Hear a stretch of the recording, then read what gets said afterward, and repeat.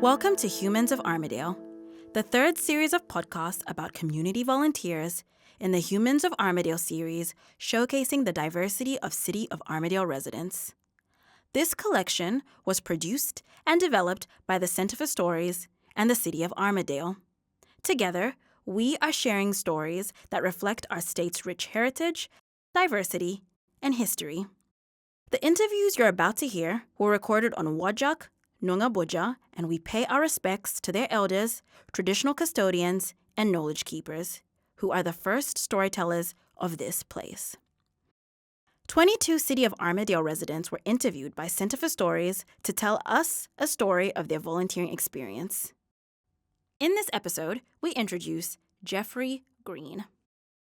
The main voluntary work I started with was probably thanks to my architectural work. I worked in London, I worked in Canberra, and I worked later on in Brunei and in New South Wales, but I had worked in Canberra as an architect for the government. I had an interest in hospitals and heritage. In 1987, I heard that they were going to knock down the Congregational Church in Armadale. So my main project thesis was on the Congregational Church in Armadale and how you would add to it if you were going to keep it.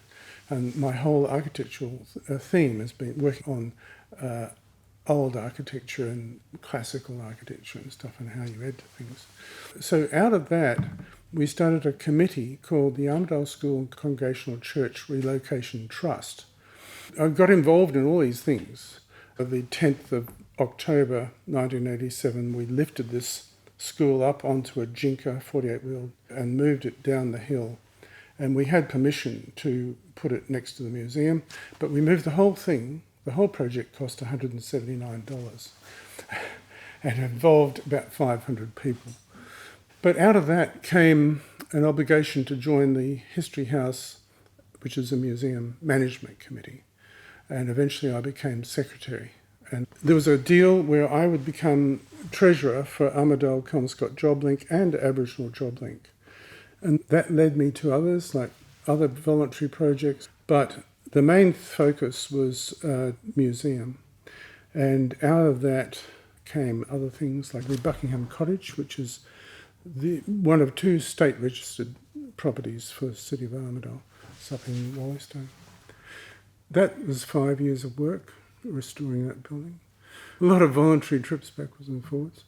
The other thing that came out of it was the CHAG, which is Community Heritage Advisory Group. But the original thing was the heritage listing for Armadale. And we had quite a good team. We listed lots and lots and lots of things. And so that eventually became the heritage list. My great-great-grandfather and my great-great-great-grandfather were to do with the heritage of Armadale. I had a feeling I liked the town, I wanted to stay here.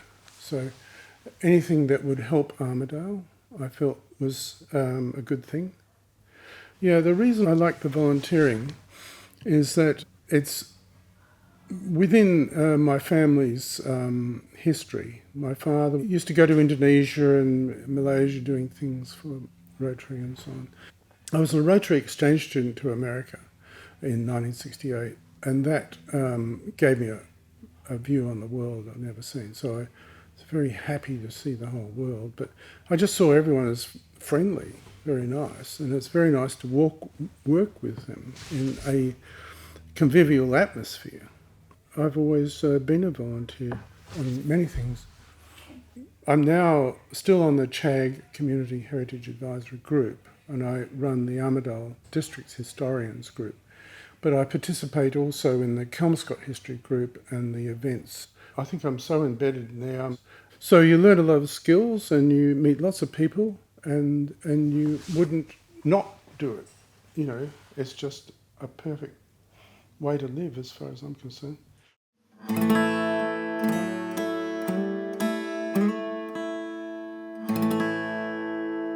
Thank you for listening.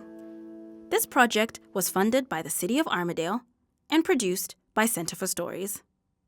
Center for Stories is a not-for-profit organization with charitable status. Our team is small and nimble, and we love what we do. To help us to continue to support diverse storytellers, consider a small donation. You can donate at centerforstories.com. This podcast was produced by Center for Stories and sound engineering by Mason Velios. Thank you.